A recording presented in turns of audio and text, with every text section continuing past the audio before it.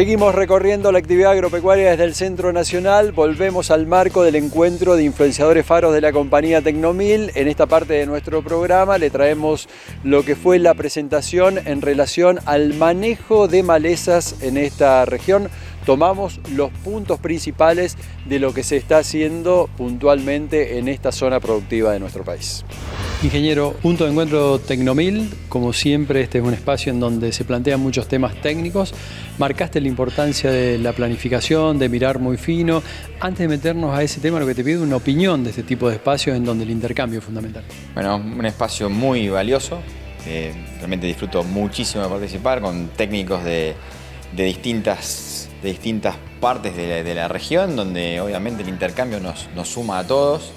Y el contacto con Tecnomil, que bueno, obviamente es muy valioso para nosotros, mirando un poco todas las tecnologías que vienen atrás con ellos y de la mano de ellos también trabajando durante el año. La verdad que un espacio muy interesante. Remarcabas, como te decía recién, la importancia de planificar, de tener una hoja de ruta. Esto es determinante cuando pensamos en una agricultura bien finita, que es lo que requiere el mercado y la actividad hoy por hoy. Sí, por supuesto. Obviamente que la planificación es la base de una buena agricultura, y sobre todo cuando por ahí ponemos el foco en los números, que siempre estamos mirándolos tan finitos y con escenarios tan cambiantes en Argentina, y sobre todo cuando estamos en una superficie importante, muchas migraciones sobre campo alquilado, los números son más finitos todavía, con lo cual tener una hoja de ruta desde el mes de mayo hasta el final claramente colabora en mantener los costos a raya, ¿no?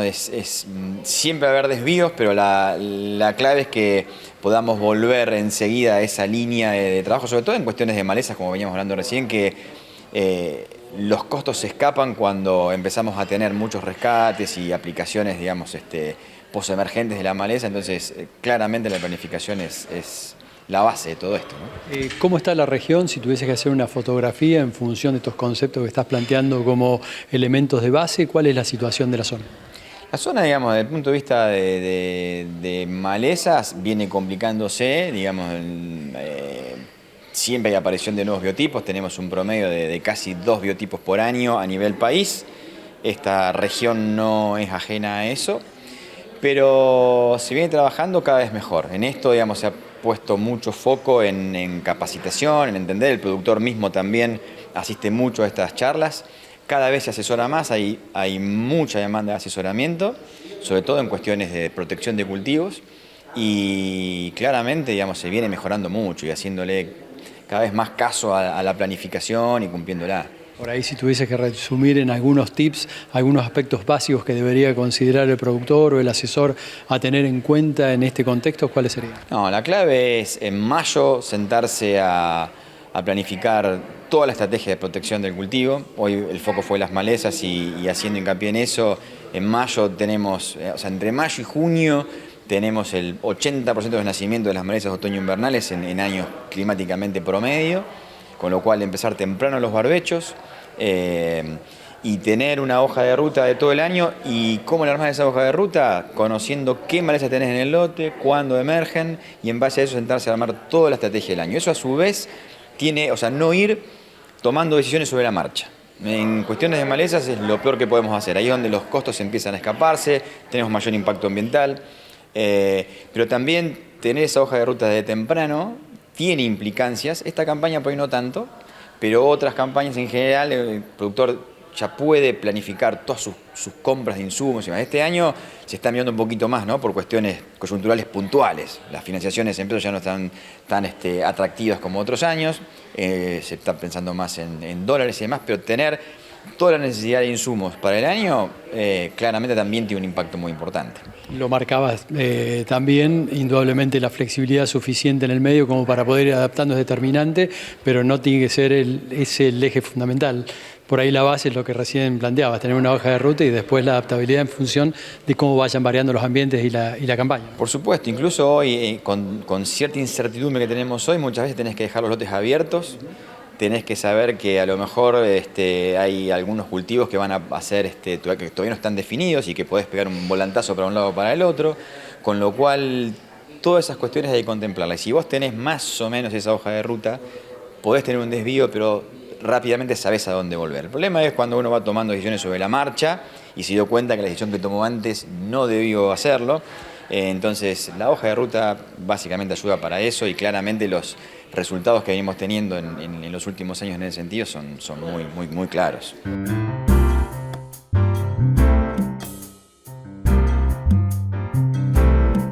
Dejamos este tema, la próxima semana regresaremos a Junín, a la provincia de Buenos Aires, para continuar acercándole más contenido de todo lo planteado en este espacio de trabajo por la compañía Tecnomil.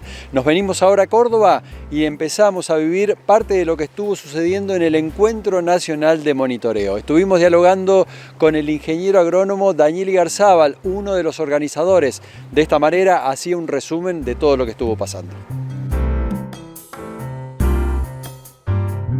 Bueno, es un encuentro muy particular porque nunca habíamos tenido 1.600 personas.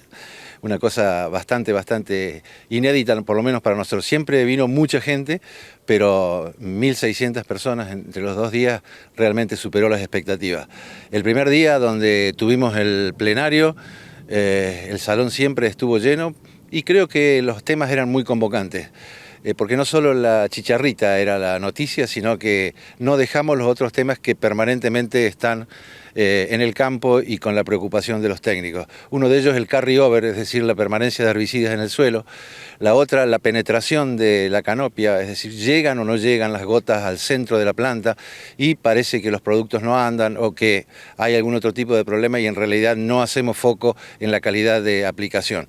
A todo esto le sumamos una cosa nueva, una cosa distinta, como hacemos en todos los encuentros, que fue poner una simulación de una radio en vivo, una simulación de un pueblo, de una ciudad, para ver de qué forma comunicamos.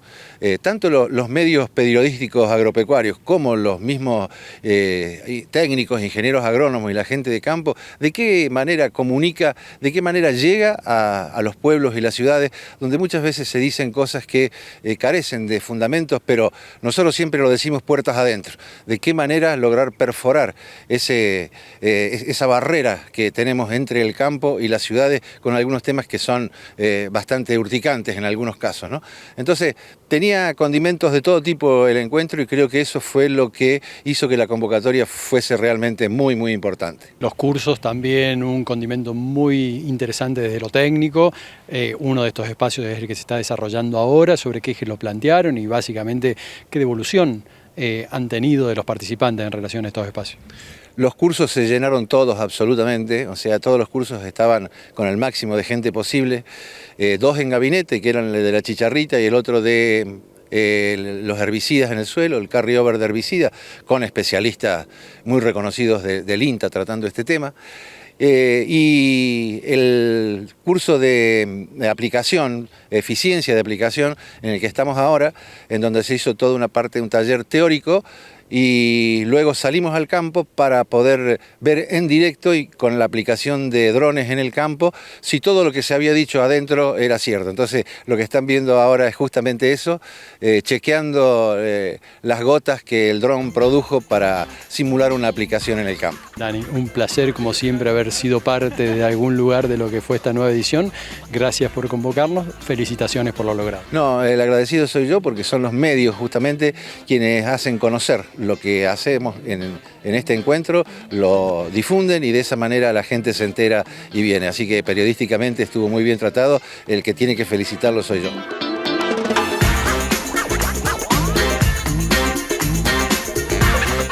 Llegamos a una nueva pausa en nuestro programa, ya venimos en el último segmento, le vamos a estar dando cierre a nuestra edición con estos temas.